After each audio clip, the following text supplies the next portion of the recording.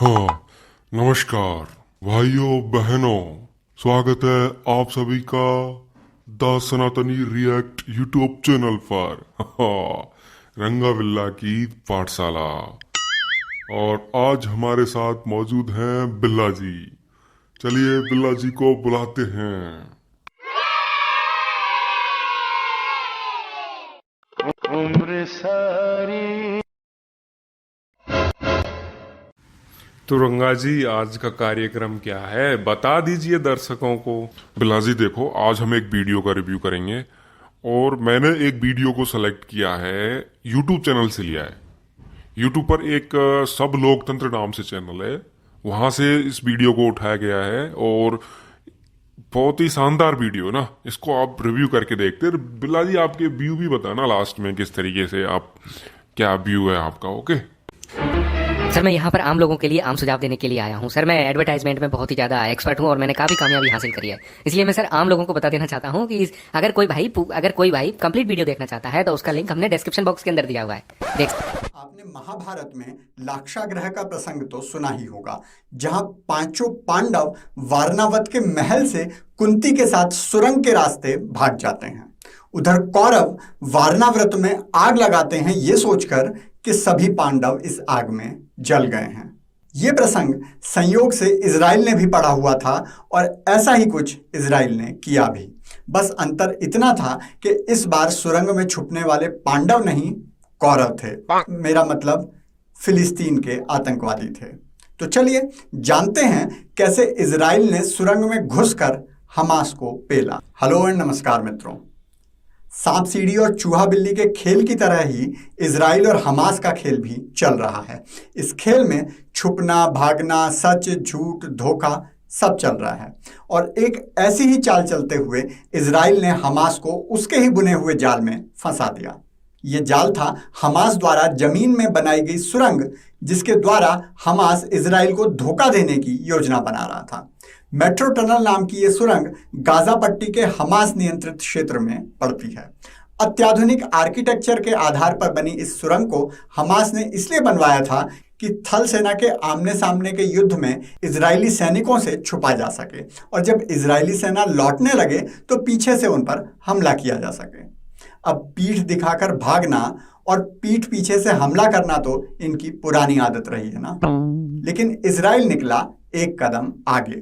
उसने हमास को उसी के खेल में हराने का फैसला लिया। सबसे पहले इजराइल द्वारा अपने 9000 सैनिक गाजा की सीमा पर भेजे गए।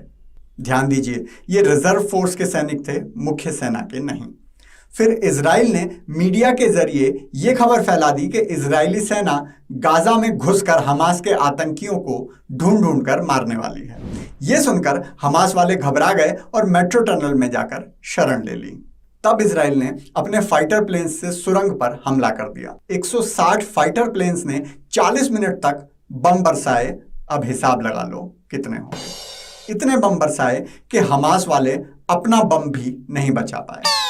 फिर 2 घंटे के बाद मीडिया में जानकारी दी कि कुछ गलतफहमी हो गई है, हमारी आर्मी तो गाजा में घुसी ही नहीं।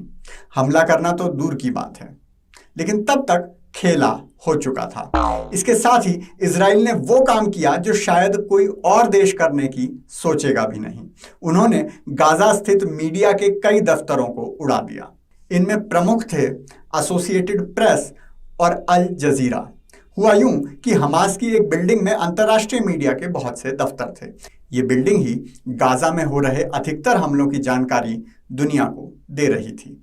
अब इजराइल कोई भारत तो है नहीं कि बरखा दत्त 26/11 हमले में एनएसजी कमांडोज की लाइव रिपोर्टिंग करेगी और एनडीटीवी देखते हुए हाफिज सईद को पाकिस्तान में पता चल जाएगा और वो अपने आतंकवादियों को आगाह कर देगा।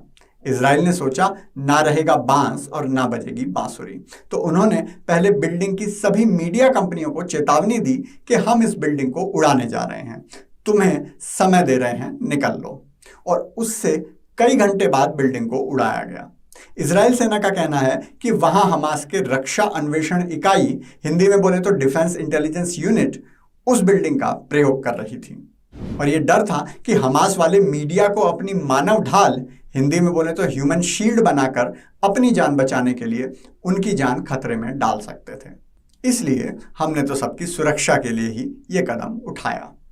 अब जानकारी तो यही मिल रही है कि बिल्डिंग खाली कर दी गई थी, लेकिन मीडिया और हमास दोनों की दुविधा ये है कि बता भी नहीं सकते कोई मरा है या नहीं। अगर कहते हैं कि कोई मरा है तो दिखाना पड़ेगा कौन मरा, और कहते हैं कि कोई नहीं मरा तो फिर शिकायत किस बात की। इधर इजराइल के लिए सांप भी मर गया और लाठी भी नहीं टूटी।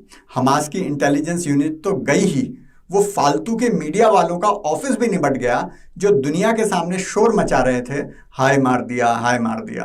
अमेरिका ने भी इजराइल की कड़ी निंदा करके अपना पल्लू झाड़ लिया है। अल जजीरा के महानिदेशक मुस्तफा स्वेग कह रहे हैं कि ये मानवाधिकारों का उल्लंघन है और अंतर्राष्ट्रीय स्तर पर इसे युद्ध अपराध माना जाता है। इजराइल ने कहा, रोते रहो, जब तक तुम्हारे मानवाधिकार वाले आएंगे हम पेल के निकल जाएंगे। इजराइल का हिसाब किताब साफ है, मार पीट कर निकल लो, बाद में जो रोने वाले आएंगे उनको बाद में ही सोचेंगे। बाबा का आज का ब्रह्म ज्ञान है फिलिस्तीन के समर्थकों के नाम। अब तो मैं भी मानता हूं कि इजराइल वाले बहुत अत्याचार कर रहे हैं, इतना कि अब तो मुर्दों को मरने के बाद भी चैन नहीं मिल पा रहा। यकीन नहीं आता तो फिलिस्तीन से आने वाली ये वीडियो देख लो।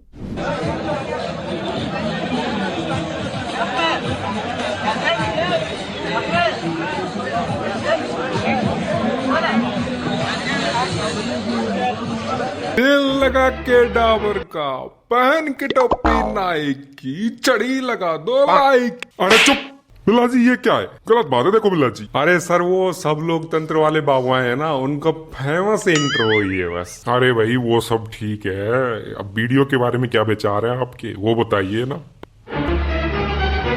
देखिए रंगा जी, अगर हम अमन और शांति चाहते हैं तो इस तरीके के आतंकी संगठनों को बिल्कुल ही खत्म कर देना चाहिए। मैं तो इस बात में सहमत हूँ।